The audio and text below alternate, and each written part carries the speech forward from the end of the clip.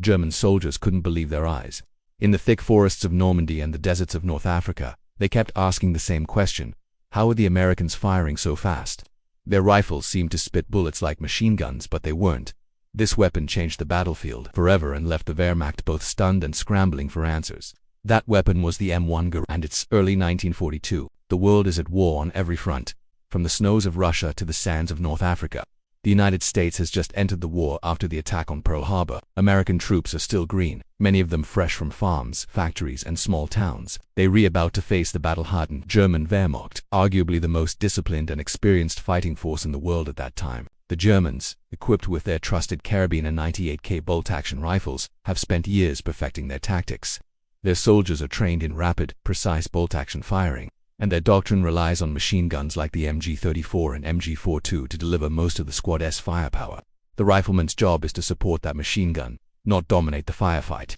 But what they were about to face would flip that doctrine on its head. When the first clashes happened between German troops and American infantry in Tunisia, 1943, German reports started describing something unusual. American riflemen were firing faster and with more sustained accuracy than anyone expected.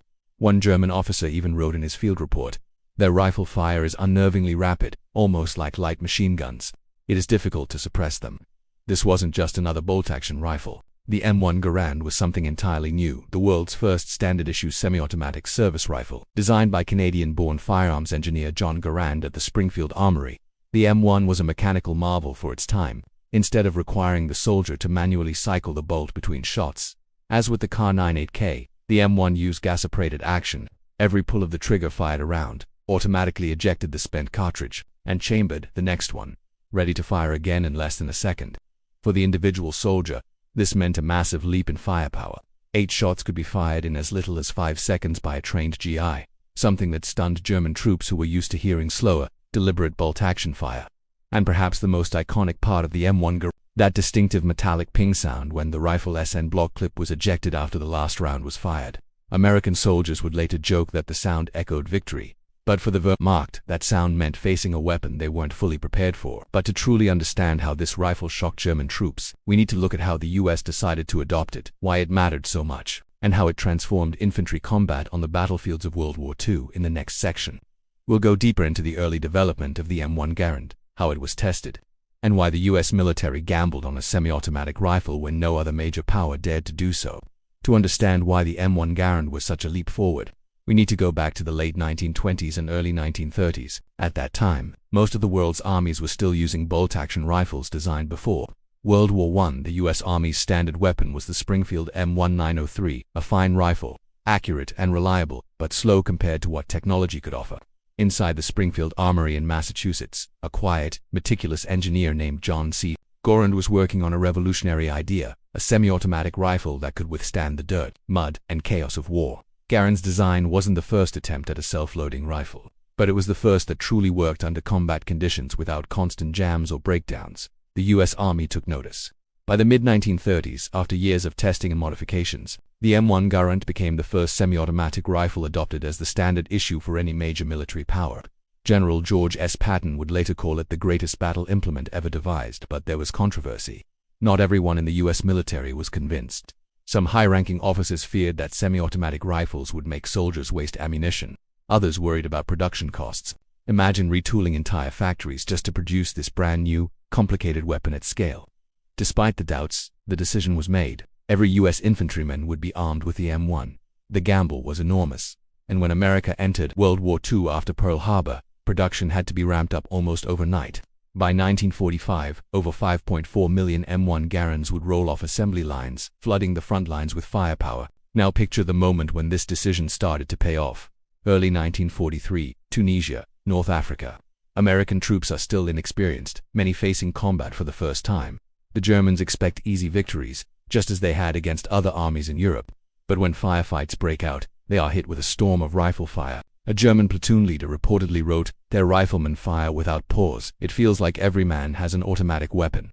This wasn't just psychological, it changed tactics on the battlefield. US squads could generate a level of suppressive fire that forced German units to take cover far more often, blunting the effectiveness of their famous MG-42 machine guns. The Kar-98K, while deadly accurate, could only fire as fast as a soldier could work the bolt. In a close-range firefight, That meant Americans could get off 2, sometimes 3 rounds for every 1 German shot. For a Wehrmacht soldier used to having the advantage, this was a shock. But the rifle wasn't perfect, and this is where the story gets interesting. Its semi-automatic mechanism required maintenance and training. Mud, sand, or snow could still jam it, and that iconic ping sound when the clip ejected. German soldiers would sometimes wait to hear it, using it as a signal to rush American positions. Still, the overall impact was undeniable. The M1 Garand gave the average American infantryman more firepower per man than any army in the world at the time. And as US troops gained experience and confidence, this rifle became the heart of their battlefield identity. But the true test of the M1 Garand was still to come. In Sicily, Italy, and ultimately Normandy, where German veterans of the Eastern Front would come face to face with American GIs and their semi-automatic rifles in some of the fiercest fighting of the war. The year is 1943, and the Allies are pushing hard through North Africa into Sicily. For the first time, large-scale head-on clashes between German infantry and American riflemen become the norm. German soldiers, many of whom are veterans of the Blitzkrieg campaigns in Poland, France, and even Russia, quickly realize that these new opponents fight differently. A Wehrmacht officer's diary from Sicily describes the first time his unit came under fire from American troops. "We expected their rifles to be like the British or Russian ones, slow, measured fire. Instead, there was a wall of shots. It was as if each man had a small machine gun. Our men were pinned more often than we expected." This difference in firepower had a ripple effect on tactics. In a typical German infantry squad, the machine gun, usually the MG34 or the terrifyingly fast MG42, was the star of the show. Riflemen were mainly there to protect the machine gun team. The Americans, on the other hand, now had squads where every rifleman could deliver suppressive fire. This shifted the balance of power in small unit engagements. Imagine a dusty Sicilian hillside. German troops set up an ambush with an MG42 covering the road. An American patrol walks into the trap. Instead of panicking and scattering, the GIs drop into cover and immediately return fire. Not just from 1 or 2 men, but from everyone. 8 shots per clip, semi-automatic, accurate out to hundreds of yards. Within seconds, the Germans are the ones pinned down, and the Americans can flank the position. The M1 Garand wasn't just a weapon, it was a force multiplier. Allied commanders quickly noticed that American squads could engage more aggressively and with fewer casualties, but the shock really set in during the Italian campaign. By late 1943, battles like Salerno and Monte Cassino became grinding. Close quarter fights where the fast-firing M1 Garand gave Americans the edge in street-to-street combat. German soldiers were trained to exploit the pauses between enemy rifle shots. But with the M1 there was no pause. One German soldier captured during the fighting reportedly said, "It is impossible to advance when every man fires so quickly. We must crawl, always crawl." Even German officers were impressed and worried. Some wrote back to Berlin recommending that Germany accelerate its own semi-automatic rifle programs, like the Guhar 43, but production problems and Hitler's insistence on focusing resources on the STG-44 assault rifle project meant the Wehrmacht never fielded semi-autos in numbers anywhere near what the Americans had, and the Americans were just getting started. The next year, 1944, would bring D-Day, the largest amphibious invasion in history, and the M1 Garand would be at the center of it all. German soldiers on the beaches of Normandy would face a storm of rifle fire unlike anything they had experienced before. As the summer of 1944 arrived, the M1 Garand reached its moment of ultimate trial. D-Day, June 6, 1944, at Omaha, Utah, and the other landing beaches. American troops stormed ashore under withering German machine gun and artillery fire. The opening moments of the battle were pure chaos: smoke, sand, barbed wire, and the sound of MG42s tearing through the air like buzz. But amid this chaos, the volume of fire from M1 Garands began to turn the tide. Soldiers huddled behind obstacles, seawalls, and tank traps, then leaned out and delivered rapid, accurate shots that picked off German defenders one by one. Historians have noted that the semi-automatic action of the M1 Garand gave US infantry the ability to shoot back under pressure, a psychological edge that made the difference between being pinned down and pushing forward. One German account from the 352nd Infantry Division, which defended Omaha Beach, stated the Americans' fire never seemed to stop. Even when we shot at one, another was already firing back. It felt like facing twice their number. Once the Americans broke out of the beachheads and advanced into Normandy's hedgerows, the M1 Garand continued to prove its worth. The bocage fighting was brutal. Small fields surrounded by thick earth embankments created a maze-like battlefield where ambushes were common. In these close, fast engagements, the ability to fire 8 rounds in quick succession often meant the difference between life and death. US troops developed new tactics. One group would lay down rapid suppressive fire with their Garands, while another team flanked the German position. German riflemen, still using their bolt-action Kar 98Ks, struggled to match this speed. And yet, The Wehrmacht was not an easy opponent. They adapted quickly, deploying more automatic weapons at the squad level, MP-40 submachine guns, additional MG-42s, and even snipers targeting M1 Garand users. But the sheer number of Garands on the Allied side tipped the scales. By late July 1944, during Operation Cobra, the breakout from Normandy, American forces were firing so much ammunition that resupply became a constant challenge. Quartermasters were working around the clock to ensure ammunition belts and clips kept up with the demand. The firepower advantage was so great that some German commanders believed they were under attack by far larger forces than actually engaged. One Wehrmacht officer wrote, "Their riflemen fire as if they have machine guns. We must keep our heads down. There is no chance to raise our rifles without drawing fire." This constant pressure led to an erosion of German morale. Small engagements that once might have been victories for the Wehrmacht were now costly stalemates or defeats. The M1 Garand was reshaping not only the tactics but also the psychology of the battlefield. And just when it seemed the war might be heading toward a quick conclusion, the Germans launched one last desperate counteroffensive, the Battle of the Bulge here. In the cold forests of the Ardennes, the M1 Garand would once again prove whether it could hold back the might of a German army throwing everything it had into one final gamble. December 16, 1944, the quiet Ardennes forest suddenly erupted with German artillery fire. The Battle of the Bulge had begun. Hitler's last gamble to split the Allied armies and seize Antwerp threw more than 200,000 German troops, tanks, and elite SS units against the thinly spread American lines. In the freezing cold, many US soldiers were caught by surprise.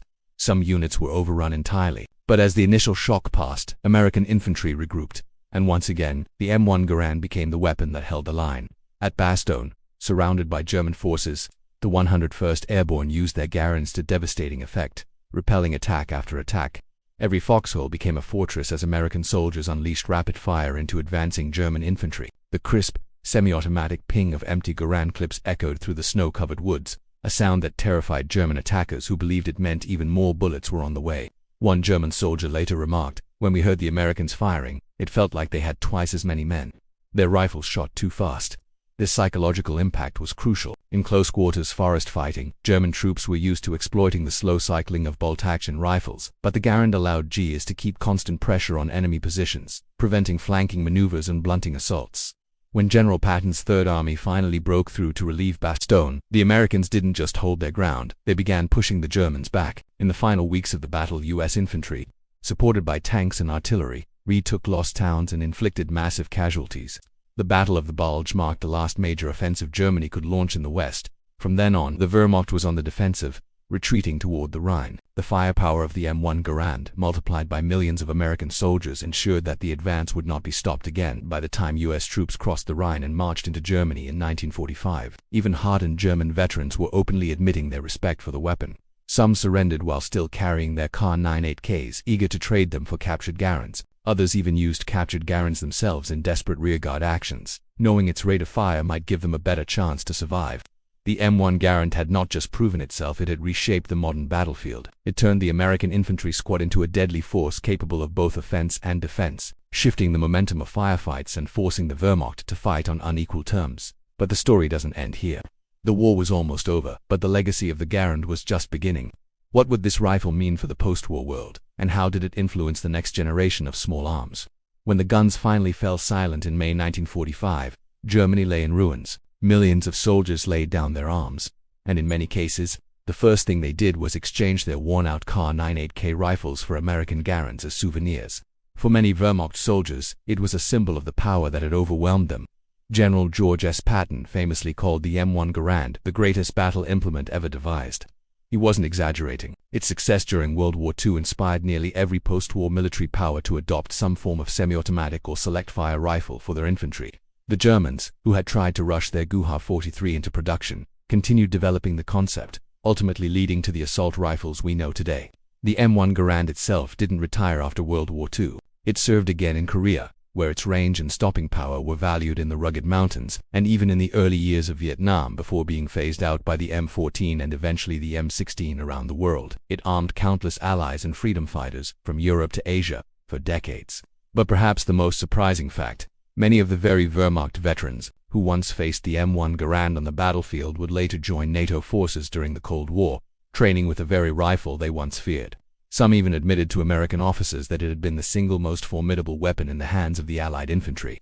The M1 Garand was more than just a rifle. It was a symbol of American industrial might, ingenuity, and the belief that every soldier deserved the best tool to survive and win. Its 8-round ping became the soundtrack of liberation across Europe and the Pacific. So the next time you see a World War II film or documentary, and you hear that distinctive metallic ping, remember, that sound meant hope for Allied soldiers and dread for the enemy. If you enjoyed uncovering this incredible story of the M1 Garand and its impact on World War II, make sure to hit that subscribe button and turn on notifications so you don't miss our next deep dive into the untold stories of World War II. And let me know in the comments, do you think the M1 Garand was the most influential rifle of the war? Or do you give that title to the German STG-44?